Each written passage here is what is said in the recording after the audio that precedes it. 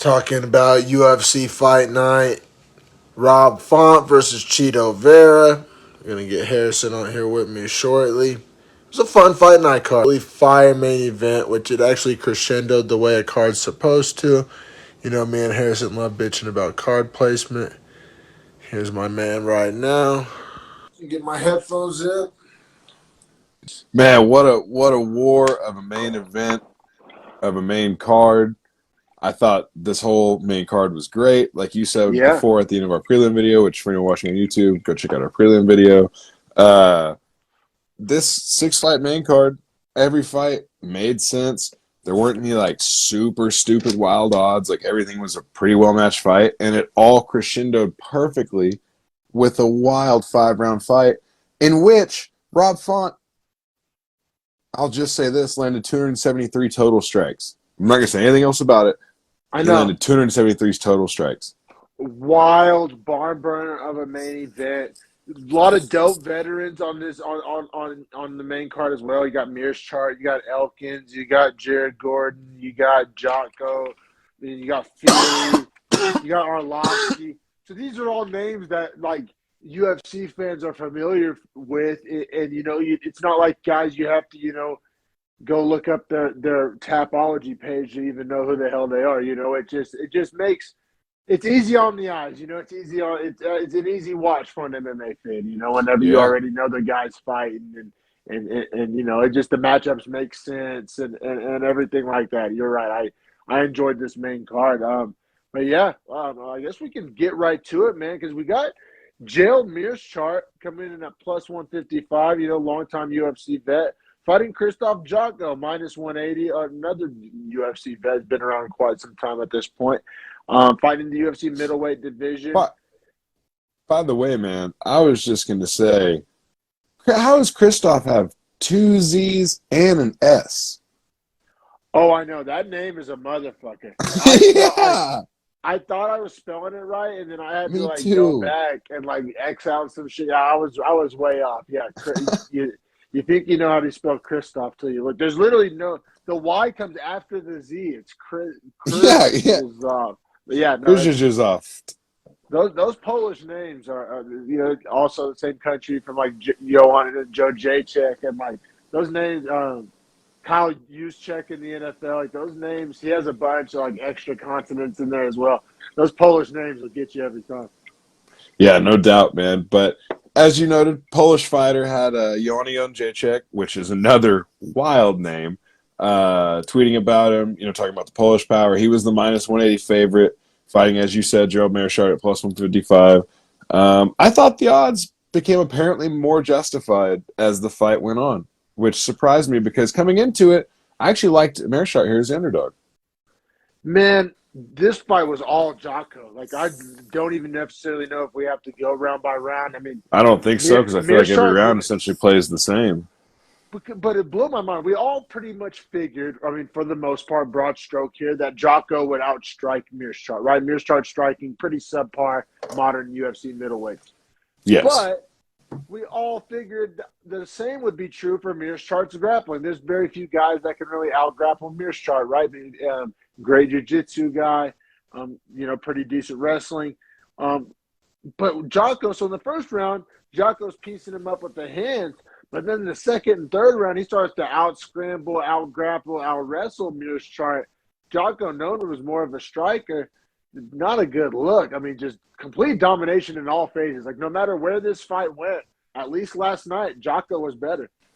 Yeah, like entirely better, man, to the point where even Mearschart just looks slow in the cage, man. Like, I'm kind of ready to see him be done after he got starched by Hamzat. Now as this ugly loss to Jocko. And I think there's another loss in between. Or maybe even 2 losses. Like, he's on a skid. Maybe a win and a loss. I think he's been stacking up some L's, and like I said, the L's haven't looked good. This fight was really kind of uncompetitive for the most part. We'll have to come back to it. We're having some bad weather, so my internet's out currently, so I'm just on my phone internet. But okay, I still have all the other pages pulled up, so we're good with those. But yeah, man, I just thought that Mearschart just didn't have anything to offer in any phase. I agree. It was all Jocko, 30-27 on mine, yours, and all three judges' scorecards. I don't think there's too much more to handle. Like, because it kind of sucks. We're kind of making this glass half full for Mears Chart, not glass half. I mean, glass half empty for Mears Chart, not glass half full for Jocko. But, because Jocko looked great, but like I said, Mears Chart just looked so bad that it's kind of hard for that not to be the takeaway. It's like, Jocko, we said nice things about you. You dominated the striking. You out-grappled the grappler. Good on you, pat on the back. But I feel like there's more takeaway here from what I saw at a Mears Chart than what I saw at a Jocko. Because it's like, do I think Jocko can do that to, like, hell, even like a Darren Till? Probably not. You know what I mean? So it's like, No, I don't think so at all. Yeah, like So this is one of those fights that actually aligned with the prelim theme of, like, I don't really see how this fight builds the division too much. Granted, the Romanov fight was a little different.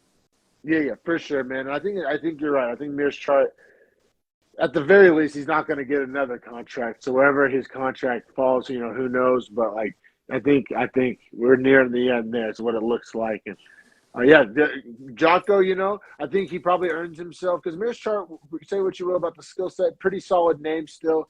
And, Jocko probably earned himself a pretty tough fight. So we'll see how he stacks up against the tougher competition. But yeah, I'm really excited to get to this next fight, man, because anytime we're talking Darren Elkins, you already know what we're in for. You already know. A war and some damage. And like, it was funny, like the first round, it wasn't that crazy of a round. And I was like, man, are we gonna get a like calm Darren Elkins fight? And I would be proven wrong. The chaos came shortly after. But yeah, we got Darren Elkins minus 180 against Tristan Connolly plus 155. I probably would have put Elkins in my hypothetical parlay. I think I liked him. Obviously not as a minus 180 straight up bet, but like in my parlay, I think with Francisco would have been some pretty nice return there. Darren Elkins, man, always going to bring the chaos, always going to bring the chin, always going to bring the cardio. And then, Tristan Connolly, was a, interesting. He was a great dance partner in this for him. Yes, exactly. That's a great way to put it. You put it much better. I agree with that. He stylistically just made for the kind of fight that we were all going to kind of expecting, and we all kind of got. Like I said, the first round started off not that chaotic, but I was like waiting for it. It was like, I don't know.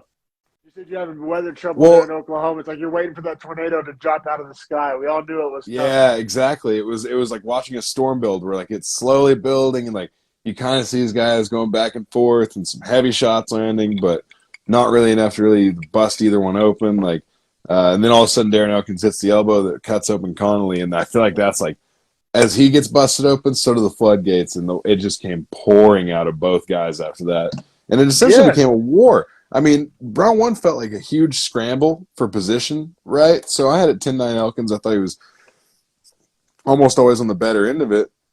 But yes, I agree. With that being said, round two is when the war started, and Elkins' ability to wrestle through it, I thought, kind of won it. Yeah, I agree. I thought round two was probably the closest, hardest round to score. I also scored it to Elkins. His pressure, his wrestling, his volume. Now, Connolly was firing back. Connolly was landing. I mean, Connolly, I think there were some kicks, some elbows in there. I mean, it was nasty stuff. Connolly, I mean, he was mixing it up. It was a very, very competitive round. I mean, he was hurting Elkins. Elkins was hurting him. But I think just Elkins moving forward, he said walking through it, wrestling through it, the volume he just didn't stop. He just didn't take his foot off the gas. I thought I saw it the same way you did, man. And then round three it was probably the most violent round of the fight.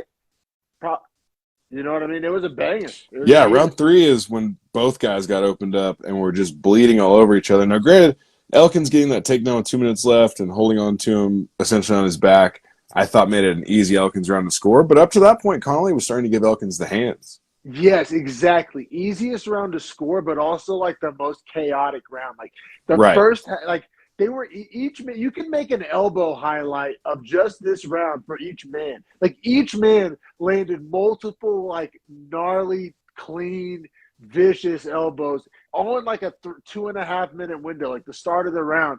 And each guy was cutting. Each guy had multiple cuts. I mean, the first half of the round was crazy. Now, they said Darren Elkins, veteran, wise, used the game plan, kind of pivoted after the chaos to the wrestling to win the round and win the fight. But still, man, that first half of the round was a fucking barn burner, just full of elbows and violence. Yeah, it was great, man. This fight was perfectly placed too, because for as boring and slow as Jotko and Mearshart were, and they really weren't that boring. I just say that in comparison to this fight, Yeah. right? This fight started to kind of set the tone for the way the rest of the night would go. Yeah, well, because you just like you said, that's why I love when you use the word dance partner, because Jocko looked great, but he didn't have a dance partner. That's right, yeah. And Elkins and Connolly, like you said, perfect dance partners for each other, just willing to engage, standing, scrambling. Connolly, once again, Connolly fought good, man. I know it sounds like I'm giving these guys a pat on the back. There's a lot of people that fought good, but the two guys enter, one man leaves. I mean, if you have a 50% chance of losing, you know what I mean? I mean, I guess that's all sports, but I mean, basketball has series, baseball has series. Not hockey and soccer. Those are like the two sports I don't watch. The fucking reference is over my head. Well, because they can have ties on their record. Oh, that's right. And I guess NFL can too, but we all hate it. But and I guess fights can too. But I'm just saying, like, these guys, man. I mean, Connolly, great performance, man. But Elkins did what Elkins does, gets the win. I scored at 30-27. You scored at 30-27. All three judges scored at 30-27. But, like, it's so weird about this sport is, like, the Jocko Mears chart can have the same score as this absolute war, this hyper-competitive war. Just looks so weird on paper that those two fights, like, kind of looked similar. And then, in reality, they look, miles apart. Just completely different styles of fights, completely levels of activity. But yeah, good win for Darren Elkins. And he's another one of these guys that it's like, you kind of want to see him hang it up, but he kind of keeps winning. So it's like really tough to tell a guy on a 3-fight win streak or whatever it is to hang it up. But, he's taking a lot of damage. Obviously. He also said after his fight that he has one more fight left on his contract, and that he looked at Sean Shelby or whomever it was he was talking to and was like, let me get that new contract, because he's trying to keep fighting. I know, because he's winning. Like I said, it's really tough. Like, but he's another guy. Like, he talks a little punchy, as they say. He's super punchy. Super punchy. It's just like, oh Jesus! And his nickname's The Damage. He has it tattooed on his chest. It's tough. But I think we all know how this story ends. But it's like, are we just gonna have a hell of a time on the way there? Like, is that? Yeah, are we just gonna watch the show?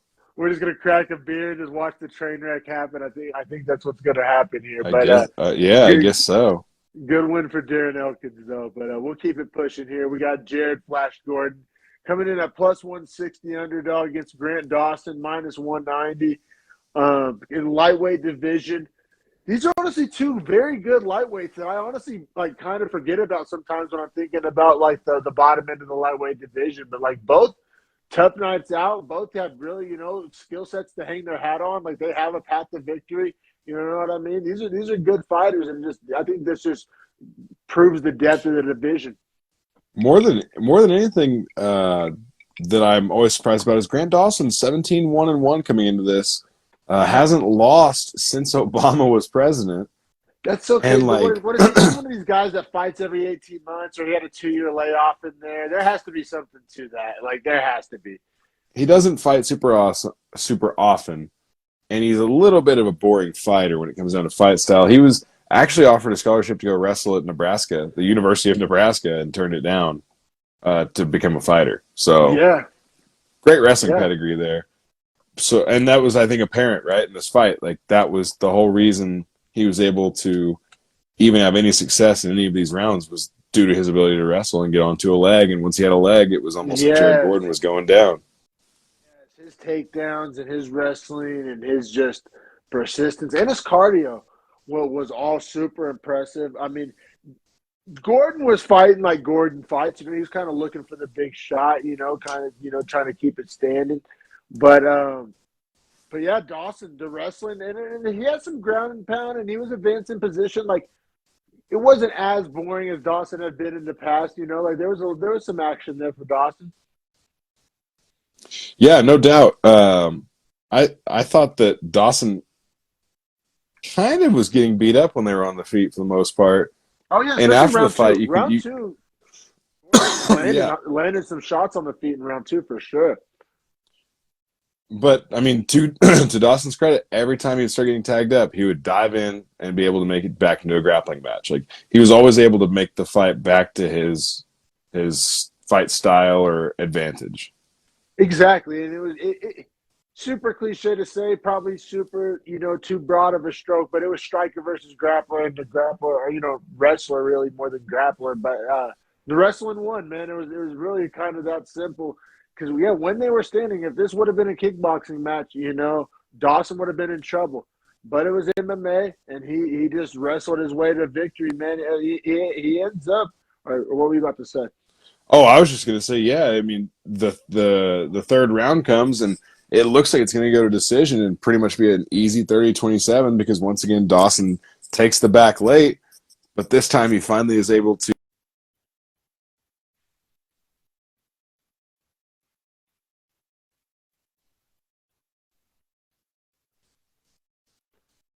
Yes, he gets the sub, and that's why this fight didn't leave a bad taste in my mouth, and it doesn't get marked down as a snoozer because exactly he fought for the finish, got the finish with 4 minutes and 11 seconds into the third round. So, like you said, how many guys would have coasted to a 30-27, pulled an Aljamain Sterling, pulled an Atan Levy, just coasted out that third. And the fact that he fought for that finish and got the finish, I said this fight doesn't leave a bad taste in my mouth. No, not at all. And I think, we always talk about it, but someone that actually would be a fun matchup for him would be Brad Riddell. I like Grant Dawson versus Brad Riddell. Yeah, that'd be kind of another striker versus grappler situation. With Riddell being the kickboxer, that'd be a good matchup for sure. You think Dawson deserves that ranked opponent? I mean, he's got good card placement. I mean, he was pretty good card placement on the main card. Defeated. I mean, Jared Gordon's a relatively known name for like the middle ranked guys. I mean, what do you And think? I think Grant Dawson not having a loss in the last 6 years. I mean, I think he's 9-0-1 in those 6 years. It's got to count for something, right? Got to count for something. You know what I mean? To have 10 fights and not be beaten over 6.5 years. That counts for a lot to me. Yeah, for sure, man. You're right. It's so easy to forget it because he's just not in the headlines. He's just not a flashy fighter either, Not a flashy fighter, not a flashy lifestyle, not a flashy mouthpiece. You know what I mean? It's tough whenever. I don't know. I guess it all depends on what he wants, right? He seems like a guy who's not necessarily trying to get main events and get championship opportunities. Like he seems like that's what's like weird a to line me him is up, he knock him doesn't. down kind of guy. Yeah, he wasn't pressing for anything specific. He was just like, I just want to He was like, I want people to respect my name, blah blah. It's like, okay, bro, we'll call out someone that's top 15 and let the UFC give you that opportunity, and if you win, then we'll all have to respect it with the number next to your name. Yeah, no, you're right. There was a couple really shitty call-outs last night, and we'll get to that. But, yeah, I guess we can keep it pushing here to Andre Fili versus Joe Anderson Brito, because this fight was pretty goddamn interesting. You considering the money line and considering And the length of the fight. Yeah, the length of the fight. So we got Andre Fili coming in at minus 250 and pretty sizable favorite here over Joe That Anderson surprised me. Brito. I don't hold Fili that highly. Yeah, I would have favored Fili, but by a way smaller number. Maybe he was getting bet on a lot. Maybe he got bet to that. But because I feel you, I don't look at this on paper and think minus 250 for Fili. I don't know how many guys I would think minus 250 for Fili. Just in general, you know what I mean? Like his feeling's good. He can beat you, but it's going to be a close fight. It's probably going to be a war. Like probably going to be a decision. Like I don't know where I guess they were kind of didn't have too much respect for Joe Anderson Brito and coming in at plus 200 in the featherweight division. And man, Brito, not a ton of X's and O's. This fight lasted 41 seconds. Just absolutely folded Feely with the right hand. And I mean, Feely's known for being able to take a shot and being a tough guy, but he absolutely folded him. Yeah, I mean, hard left jab, then the big right hook folds him down, and then I mean the hammer fist. God damn, Herb Dean gave him every chance on earth to get up. Yeah, nobody's saying this was an early stoppage by any stretch. Gets the TKO due to punches. And I think this is a big win for Brito because if I'm not mistaken, he was 0-1 in the UFC before this. I think I want to say. Yeah, that's correct. Yeah. So this makes him 1-1. But I feel like Feely has some respect in the promotion. He's been around for some years, so it's like pretty solid win. Like for a guy who needs a win to get a win over Andre Feely, like in the card placement that it was, third fight from the end, right before the featured fight. You know. I think that's why the UFC probably gave him this card placement. Because if Feely wins, they can be like, oh yeah, I think the UFC. I think the UFC just knew that they had that he's a really good fighter, and maybe they just knew he stumbled in his debut, but now is more prepared for what it is. Exactly. I think the UFC came out smelling like roses either way. If you said if Feely would have won, then oh yeah, the veteran got the card placement, good win for the vet, whatever, good solid depth for the division. But then if Brito gets the win over a respected vet in the card slot, I think they were coming out smelling like roses either way. And then Brito talking about smelling like roses, 41-second victory. They said over the name like Andre Feely. In the fashion, too. Was this another bonus?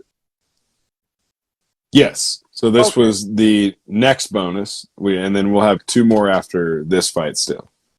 Yeah, for sure, man. Because, I mean, it doesn't get much better. I mean, that's like a highlight reel, like, I mean, that's the type of highlight that can make your career. Ask Joaquin Buckley. You know what I'm saying? So, like, they were showing that after this card, like when they had the little show to like wrap it up or whatever. For some reason, they were just talking about the Joaquin Buckley knockout, and I was like, "What? Why are we still on this?" Yeah, did you see that video of Joaquin Buckley calling out Darren Till and like hums out with like, "Who the fuck is that guy?" Yeah. That was pretty funny. I think Buckley Till would be fun. But I mainly like it because I want Till to kind of get a tune-up fight. So I mean, hey, say what you will if you're a Buckley fan, be mad about that. But I think Buckley would get tuned up by Darren Till. No, that's what I'm saying. Like, that's the type of fight I want to see Till in before he gets back in the deep end of the pool. All right, I'm okay with that. I mean, I don't think Till's scared of anyone though. So no, that's what I'm saying. And I think, but I don't know. We're kind of off topic there, but yeah, Brito, big win, and we'll keep it pushing to talk about veteran. Doesn't get much more veteran than Andre Arlovski. We got -130, the vet of all vets. Yeah, I mean with the win in this fight, he would tie Jim Miller and Donald Cerrone for most wins all time UFC at 23. Yeah, so I mean, just up there with the legends, former champ. I mean, hell of a resume on paper, just longevity. Got the belt at one point, left and came back. I mean, it's got like every like story arc of a fight. I mean, his life really is a movie, man. Yeah, Arlovski's for sure. Yeah, the ups and downs, becoming an old man, getting like dog walked by Francis Ngannou and guys like that, and then trying to like figure out how to put it back on a path. And then I think now being on a 3-fight win streak coming into this fight. You know what I mean? I want to say maybe 4-1 in the last 5 or something like that. I mean, he's had the past. I mean, since the breakdown era, I know he's definitely in the green. No, yeah, for sure, yeah, because he's 3. I think he's 3-2 in the breakdown era. 3-1 maybe at his age and against who he's beaten. I don't know. He's just competing good. Yeah, you know what I mean. And he was favored coming into this fight, which I think says a lot. Yeah, I mean he's fighting the prototype Jake Collier, who's +110 underdog. The prototype American, I guess, because he was in shape and was doing great, and then got fat as shit and just said, "I'll still do my job. I don't care if I'm out of shape." Yeah, I fight here now. What's the problem? Literally used to fight at middleweight, and they said like it wasn't like a crazy cut he was making. You know what it was? Jared Cannonier used to fight at heavyweight, and now he went to middleweight. It was like a Freaky Friday situation where, like, I think They Jared swapped. Jared Cannonier was just like siphoning his fat into Jake Collier's body. I think that's what happened. What's crazy about Collier is like he just has so much like front fat, like stomach fat that you just know he just has a shitty diet. Yeah, he doesn't have like. He still moves relatively well. He kind of gets away with it. I think he works out and like works like, you know what I'm saying, like has a good muscle structure, but literally all of his extra fat weight is just on his front of his body. I'm not putting down my Budweiser. I'm not. I don't care. Yeah, like that dude loves beers and cheese fries. Seriously, man. We need to find out what state Jake Collier's from to see what the fuck he's eating. It's got to be. He's like from Missouri. Missouri, or some barbecue. He's eating that Kansas City barbecue. Yeah. He just can't put down the smoke pit. But yeah, no. So we got Arlovsky versus the quote unquote prototype here, and I mean, all these rounds were very, very close, and I thought like, oh, dude, I can't wait to break these rounds down. I can't wait to break these rounds down. Let's get to it, brother. How did you see round one? Okay, so round one, I think it was very apparent the first 2 minutes, and Collier kind of found success, and I think it was great for him that he found it early because it was the only reason he was able to compete in the fight the rest of the time, which was that he was physically the bigger and kind of stronger man whenever they would be like, if he'd get Arlovsky pressed up to the cage, that was where he would be in control and have more success, right? Because striking wasn't that he wasn't hitting Arlovsky, it's that Arlovsky was throwing all those short jabs down the center and just kind of busting him up and keeping him at the right range. So when Collier could get into that close range, he was successful. Now, he did that for a little bit in the first round, but I also thought that the damage he landed on Arlovsky in the first round was a little more significant than any of the rest. So I scored the first round 10-9 to Collier. You gave it to Collier. I understand because there were some big elbows landed for Collier, especially when they were breaking the clinch. I had to note it down. I actually leaned the other way. I gave round 1 10-9 Arlovsky. The amount of punches he would string together as combination, it was the classic example of the first three wouldn't land, but like 4, 5, and 6 would. He was stringing together these long combinations, and maybe it was an eye test thing. Maybe I just liked the way his combinations looked. Maybe I put respect on his name. Like I said, scoring fights is subjective. I liked Arlovsky's work in round one. Those long combinations, the footwork to kind of get out of the way of the much younger man. I do those damaging elbows. I mean, he ate some shots, but also Arlovsky ate the shots. But I mean, Collier landed some shots. The big elbows from Collier. I just like Arlovsky's work better, but I see where you're coming from. I'm not hating it. So then let's push to round two because this is going to get interesting, right? Yes, it will. Because Collier gets that takedown, literally can't even hold Arlovsky down for 10, 15 seconds, even if that, which kind of proves to me that the takedown's pointless to go for because Arlovsky's just going to turn his back to you and get up because your jiu-jitsu is so poor. You know what I mean? So, yeah. So that's kind of out the window now. I honestly thought that round could go either way, and I thought that might have been Arlovsky's best round as far as maybe not his best round overall, but I thought maybe with it being – how do I say this right? I think Arlovsky easily could have won that round, but I still scored it to Collier. Round two you're talking about. Yeah. Yeah. I also thought – sorry, my dog is going crazy. I'm going to holler. Chill out. But yeah, round two, super close round. I definitely see your point about – I disagree with your point that it was Arlovsky's best round. I actually had it as his worst round. But I do think that it was a very close competitive round. I gave it to Collier, so this tied it up to me 19-19. And I kind of contradict myself because I gave Collier round two because he was landing cleaner and harder. But he also landed cleaner and harder in round one. So I understand like my own contradiction there. I said I thought actually round two was Arlovsky's worst round. I thought that he wasn't having as much success as he did in round one. I don't know if the numbers agree with that. That's what my eye test was telling me. The strikes by round are 16-16 in the first. Wow. And then the second is like 23-18 in Arlovsky's favor. Really? And then round 3, I want to say Collier wins it by like a differential of 2, like 24-22 or something like that. This was an awesome fight, man. This was an awesome Yeah, fight because sometimes when you get these Arlovsky co-mains, you're kind of like, oh, okay, we have to be you respectful get here. He put in snoozed the in. time. You get snoozed. You know what I mean? But this was not that at all. This was an awesome fight. Said a lot of ways to score it, a lot of ways to interpret it. I have it 19-19. So you have Collier up 2018 going into the third. I do, yeah. And then, so in round 3, man, I scored a 10-9 Arlovsky. Once again, his activity and then his damage, he actually, I thought, caused the most damage. He started to bust Collier up in the third. Now, there was that bad clash ahead that Arlovsky kind of got on the worst end of, but it was kind of, I'm glad they didn't take a point for it. Collier got a late takedown. I thought it was not enough. I scored round 3 to Arlovsky. I thought it was, honestly, probably the easiest round to score, but it was still a close round. So I said that I could easily see that being scored for Collier because of the takedown, but I still gave it to Arlovsky. So I had it 29-28 Collier when it was all said and done. And I had it 29-28 Arlovsky when it was all said and done. And as did 2 judges. One judge agreed with you. Fight was razor thin. I mean, you literally. No. The other judge had it 30-27. That's right. Oh my God, I'm glad you said that. That's weird. Yeah, But I know. I could see the case really. for all the rounds. That's my thing, is I can see the argument, but to coin flip it to Collier all 3 times is like, really? I agree. I think that's plausible, not probable, right? Yeah. I disagree with the 30-27, but I guess Collier can hang his head on that.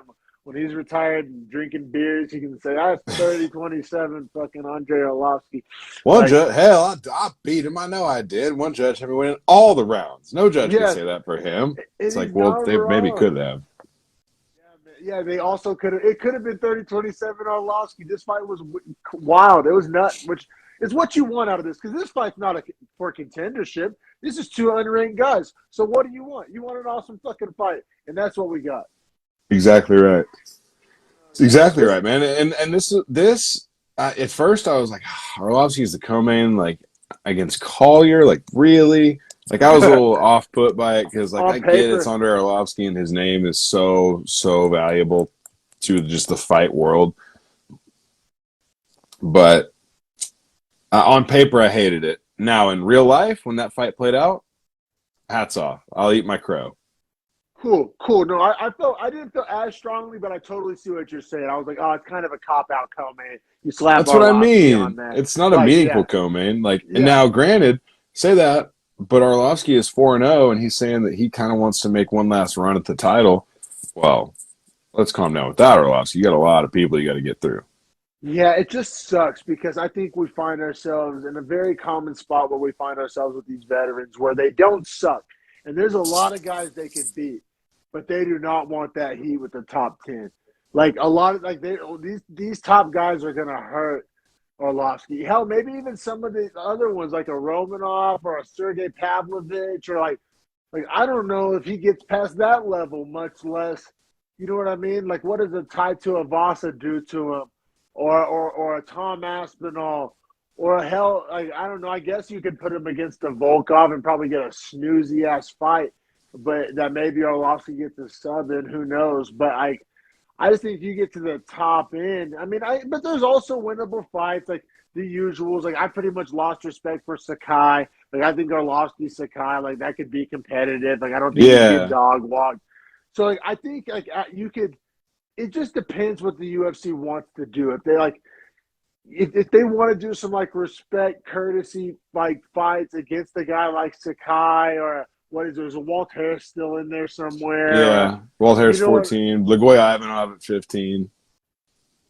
I think he's playing with fire. I think if he wants to keep fighting and making money and cashing checks, beating like prelim quality fighters on main cards of fight nights because of his name, I think he has a sweet gig. I think he has like the backup quarterback role where he's making like $12 million to fucking just kind of go to practice and watch some film. Like Like I think he has a sweet gig, and I know that's not like very competitive, and I'm sure he would strongly But that is disagree. exactly what this is. That's I what this mean, is, and it's a kind of a sweet spot if you ask me. I think there's a lot of guys that would like to have that spot. It's kind of like the Clay Guida spot. The Clay Guida sometimes has to fight savages. I don't know. Arlovsky, I feel like gets these kind of fat guys on the lower end, and he beats them. I think he has a sweet thing going. I think he needs to be careful what he asks for, but at the same time, he's a competitor, former champion. If he wants to like be able to like when he does retire, when he's an old man, to be able to have no regrets and say he gave it his best shot, I think he's kind of earned that right too. I see both sides. yeah, that's it. So like, that's right where I'm at with it. Is like Arlovsky, win streak, valuable name, been through it all, deserves a nice name to fight. Some of those back end heavyweights are also older, big names, so it's easy matchups. And if Arlovsky wins, he gets to keep pushing his title run, which he supposedly is on. So I get the logic, I Yeah, do, and I think it's never an say easy, never, I guess. and I think it's an easy way for them to market him as the co-main here as well. Like I think everything we just brought up for him and the back end of heavyweight and everything determined the placement of this fight on the card. No, for sure, man. And then if that was the co-main, that means we're coming up on the main event. And this was a dope ass main event. It was dope leading up to it. It was dope in the actual fight, and the implications of the fight are dope to talk about. We got a lot to get to here. We got Rob The Font the only thing that wasn't dope was Rob Font missing weight. missing weight, man. It did put a stink on it. The whole evening had a stench to it because of that. And here's why. And this doesn't give away anything. When a fighter misses weight, it gives a built-in excuse either way. If he wins, the loser's going to be like, oh, well, yeah, he had a bunch of extra weight. He didn't cut weight. He didn't suffer. And then if he loses, it's kind of a built-in excuse of, oh, I had a terrible weight cut. So I hate it for that reason, for like just the way people will talk about it changes to no fault of the other fighter. Yeah, now I will say for Rob Font, it is his first weight miss, so that comes into play here. And let's dive into the fight because I have some thoughts about him moving forward as well as Cheeto Vera. Yeah. We got Rob Font, the 5th-ranked bantamweight, versus Cheeto Vera, the 8th-ranked bantamweight. Rob Font minus 115, Cheeto Vera minus 105. Coin toss, and I thought the same way Vegas did. Like, it's real easy to go hindsight 2020 here, but leading up to the fight, I didn't have a fucking clue how this fight looked. Like, I just didn't know how it was going to look. Like, I couldn't, in my mind's eye, I don't know. As a bettor, I wouldn't have touched this fight with a 10-foot pole. I really wouldn't. I didn't have any confidence. Did you? Did you have a guy that you I felt like good about? Cheeto. I like Cheeto for the way he fights. I thought would be good, and after seeing Font get kind of beat up by Aldo, I thought to myself, well, Cheeto is kind of like Aldo light. You know, when you think Yeah, about it, okay. like he has that same leg kick style, kind of in and out, not the easiest to hit or take down. Good jiu-jitsu. So I kind of see a lot of those same like makings at least, right? Like he's not the Okay. same viciousness as Aldo or the same like striking down the center as Aldo, at least with the hands. But a lot of the other things are similar. Now that Okay, being I like said, that. I wasn't nearly as confident as Aldo against Font, but I did like Cheeto to win this fight, especially if it went 5 rounds because his cardio is crazy good. Yeah, I no that is kind of, and it's kind of a cop out take, but that was kind of my opinion too. If Font's gonna get this done, probably in the first 3 rounds, especially after the weight miss. But if it goes the distance, I like Cheeto. So like maybe placing a bet like Cheeto by decision or something like that. Probably could have juiced that number up. Probably would have gone something like that if I had a gun to my head, had to bet this fight. But yeah, man, I guess we'll dive in here. I actually scored round 1 to Font. Put on a boxing clinic. Oh, I The did too, jab, for sure. the uppercut. Now Cheeto was investing with calf kicks, and we all knew Cheeto's like strategy was to go deep water to get Font into the championship rounds. I mean, that had to be the path to victory for Cheeto. So I think each guy fought like each guy was going to fight, right? Like, and being at round 1, being that he was fresh, being that his whole style favors an early start. I think this fight, yeah, round one, 10-9 Font. I guess, like I said, hindsight 2020, kind of predictable that Font would start hot, that Cheeto would kind of crescendo, slow build his way into this fight. But yeah, that's how round one Well, went down. yeah, exactly. And I mean, Font outstruck him like 40-15. I mean, it was a massive differential in round When one. That Cheeto's chin in round one, man, those uppercuts, like literally those uppercuts he would have the whole knocked out night, other his chin guys the whole night, his chin the whole night. the whole night. You're right. He ate shots that, and not only the quality of the shots, but the quantity. And You then could came argue out, Cheeto's up there for chin of the year after this fight.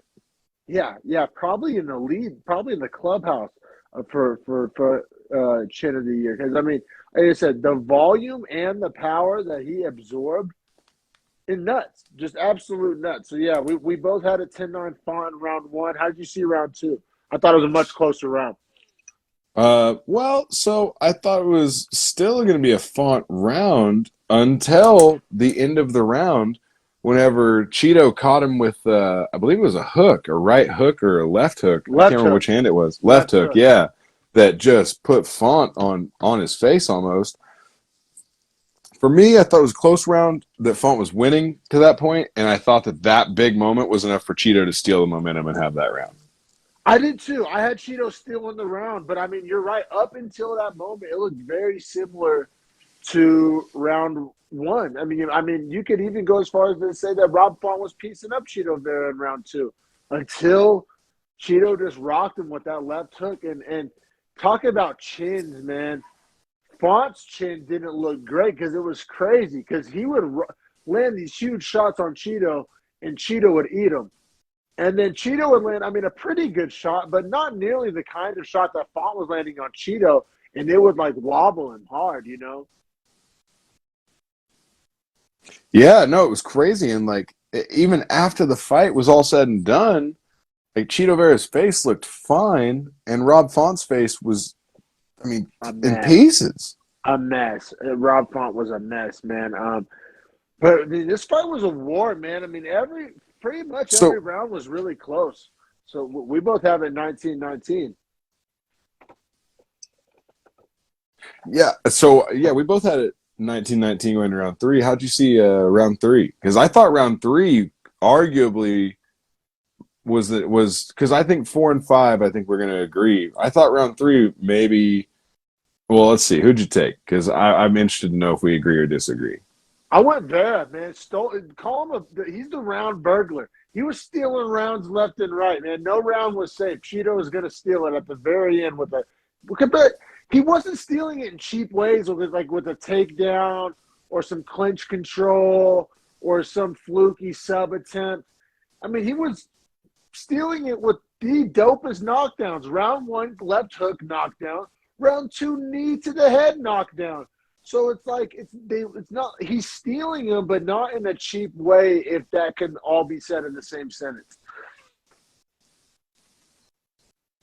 Okay, perfect. So I gave it to Cheeto as well, and I agree with all the points you made.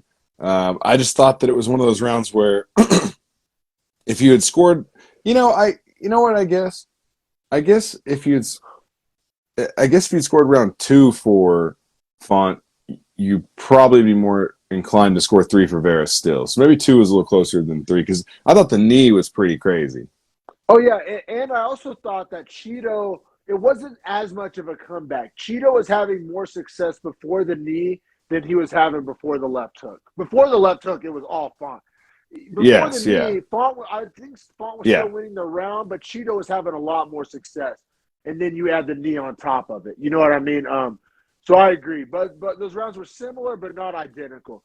Now, round four, probably Cheeto's best round of the fight. Because he dropped Rod Font yet again with a head kick this time. It's like, what do you want this time? He's just reaching in his fucking Santa's grab bag, Cheeto's grab bag of Cheeto puffs, just pulling out ass whipping techniques round by round. Like, seriously, 3 different drops, 3 different techniques, back-to-back rounds. Holy shit, how many guys can even do that? That's like some Sanhagen level shit. Yeah, no, I mean, honestly, man, when I think about Cheeto Vera after this round almost specifically, but this whole fight, he is so good at landing wildly timed and placed big time shots, and they're highly effective too. And how do you prepare for that? Like, it's not like, oh, okay, this guy's going to go for the knee, or this guy has a mean left hook, or watch out for this guy's head kicks. A guy that has all three and used them back to back to back rounds to the success of knocking down a top 5 guy that's known to be a striker, like, that's fucking nuts, man. Cheeto was on another level Yeah. last night. I mean, No, I'm with you, man. And he was winning the round before the head kick too. It was the first one that wasn't like a right. comeback. That's what I was going to say. Is round 4 he was just, I feel like, dominating the round, and then surprisingly enough, though, credit to Rob Font, because round 5 rolls around. I mean, we each have it at this point, 39-36. No, 39-37.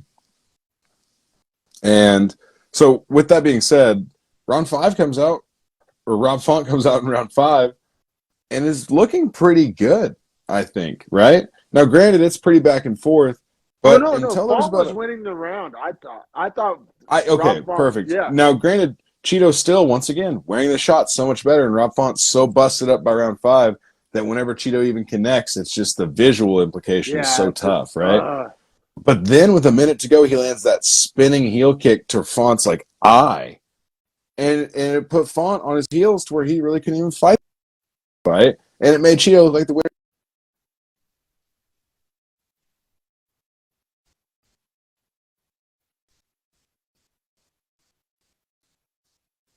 We got. I think we got a little lag here. Did I lose you? On the stream? Not fully, but it's not great. Didn't fully. Oh, that's not good.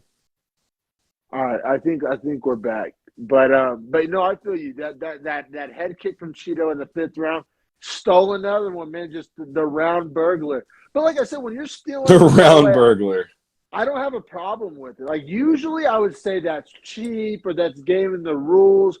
But when you're doing it with knees and head kicks, and I mean, you're dropping this guy like, what can you say? What can you say, man? That's a smart strategy. No, yeah, well, it's a smart strategy until it's not, when you don't land the big shots and then you just lose rounds. And you lose rounds, right? Yeah, man. But it's also like Rob Font's pretty high level with the striking, like pretty high level. It's not like there's much levels higher than that. Now, there's guys as good and maybe even more well-rounded, but in a vacuum of striking, it doesn't get much better than Rob Font. So it's like, you can do it against Rob Font. my worry for Cheeto is going against like a Davishvili that I think could just lay on top of Derek Brunson in for 5 rounds or 4 rounds. You know what I mean? That's what I don't think that. What I'm getting at here, I don't know how many guys in this division are going to outstrike Cheeto Vera. You might be onto something with that, because his striking is a lot well, God, him and Sandhagen would be such a fun fight, man. It'd be such a fun fight. And here, we'll wrap this up here. One judge had it 48-47. 2 judges had it 49-46. We both had it 49-46, right? Yep. And so I think that's the accurate way to score it. Cheeto Vera gets the decision win. Like I said, from a betting perspective, Cheeto Vera, if you were going to bet him, betting him to go the distance, I think was the bet to make. So I'm sure some people out there want some money on that. Now, as far as what's next for Cheeto, you were just getting to it. And you're not the only one feeling this way. I saw it a lot on Twitter. I feel this way. You feel this way. I think the people want to see the Sandhagen fight. Because Sandhagen finds himself the odd man out of the title picture, right? He's the musical chairs left without a chair. And you know what I mean? He needs to fight somebody. The people are calling for Cheeto versus Sandhagen, and I'm fucking here for it. I mean, it makes sense. I think Cheeto takes the number 5 spot, which Sandhagen's, I think, number 3 or 4. So it kind of lines up perfectly that they would fight. Yeah, exactly. And then the winner of that's got a seat at the table with, Dillashaw and Aldo and Sterling and the boys, Yeah, and I could see him matching up Valashvili with Font. Yeah. It's interesting who Dvalishvili is going to fight because to me, Dvalishvili is the only guy not named Sterling in their teammates. They fight very similar. Like Dvalishvili's path to victory is on the ground. Every other bantamweight wants to stand. I mean, Dillashaw is going to take you down, but he's going to mix it up on the feet as well. Peter Yan can take you down, but he's going to strike with you too. I think Dvalishvili is the wild card here, right? Can he just out Right. grapple the rest of the division? Like, can he do that? Sterling did, so it's not like impossible. And then what happens? Are they going to fight each other? I guess so. I don't They're think they would teammates. fight. I They're think they would boys. refuse to fight, which would, you know. So what are we doing here? Yeah, Right? like they literally were at the Dvalishvili, fights last night together. Dvalishvili's like ranked sixth, so he's like what, one fight That's away? what I'm saying. So what are Well, you? probably I mean, two, but yeah, that's my problem. But also, I don't see Marab beating a guy like Peter Yan or even beating a guy necessarily like Cheeto. see, I think Merab could beat Cheeto, and that's where I think Merab could beat Sandhagen. I don't know if Merab could beat a TJ Dillashaw or a Yan because I think the wrestling levels there are different.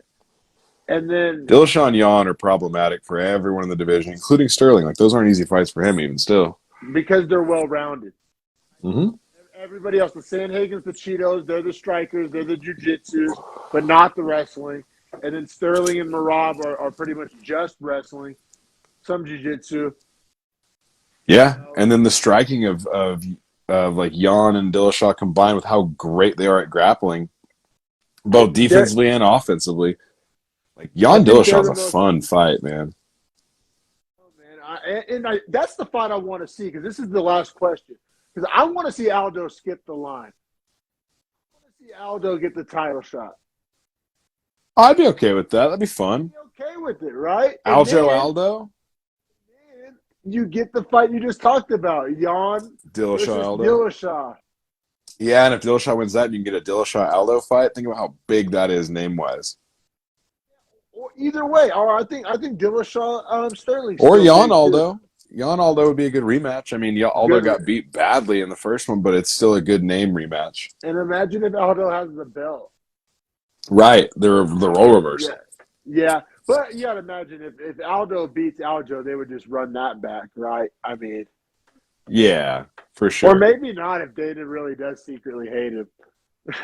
I would secretly hate Aljo, Right? but he looks so much better. Like I'll keep heaping that praise on Aljo's name just because he did look so much better in his fight with Yan.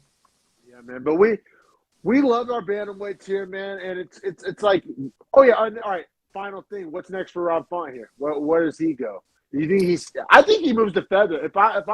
I think he should move to featherweight. If I'm Rob Font, I'm moving to featherweight. That's what I wanted to say for Rob Font is he needs to move up because I think him not trying to suck that extra weight is going to allow his cardio to be better, and I think his striking is already there at 45 where he can find success in the top 10 immediately.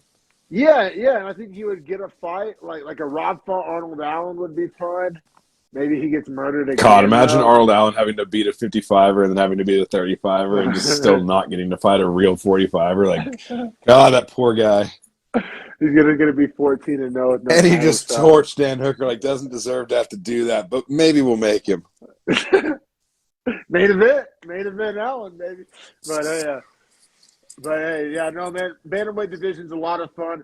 So Cheeto Vera, he needs one more to get a real seat at the table. Like I said, because right now he's still on the outside looking. But he noted that himself. He said he wanted one of those three guys that wasn't going to get the title shot. Yeah, I know, and I hated that call out. Just call out Sandhagen. The people have to do it for you. Right. Well, and also, like, you know, Sandhagen's a Sandhagen gangster. He'll can't get. accept it. Yeah, and Sandhagen can't get the title shot currently. Like, he doesn't have the wins in order. You know what I'm saying? Like, he'd have no place to stand on to say that he deserves that. So it only makes sense that the UFC and everyone else is like, well, if you don't deserve that, then you deserve to show us you deserve the ranking you're given. So boom, make him fight the now number 5 ranked guy, Cheeto Vera. And if Cheeto wins, he gets that win and keeps ascending. And once again, this all still builds the Sean O'Malley story so much better. It does. It does. Exactly. Yeah, no, for sure, man. And I'm happy for Cheeto because Cheeto seems like a dope guy. He took the long road there. You know, he's a veteran for sure. He's had some ups, had some downs. kind of like an Oliveira-esque type of story. Very similar. Very similar. But yeah, no, I like Cheeto Vera. It's tough for Rob Font. I think he does need to move to feather. I think he needs to stop sucking the weight, and I think he just needs a new because he's on what a 2-fight lose or a 3-fight lose. I think a 2-fight losing streak. 2-fight, yeah. Which isn't the worst. People have bounced back from that, but it's like, and the division's so clogged. I just think, as Chael would say, a fresh coat of paint for him. Right. I agree, man. I think it would help him a lot. I mean, I think I got like Dan Ige and him could fight immediately, and I think it's a good fight, and I think Rob Font can get a win there. Yeah, I agree with that. I agree with both of those statements for sure. I think he could definitely compete with those boys, man. But episode 86, man, it was a fun one. Next week's big.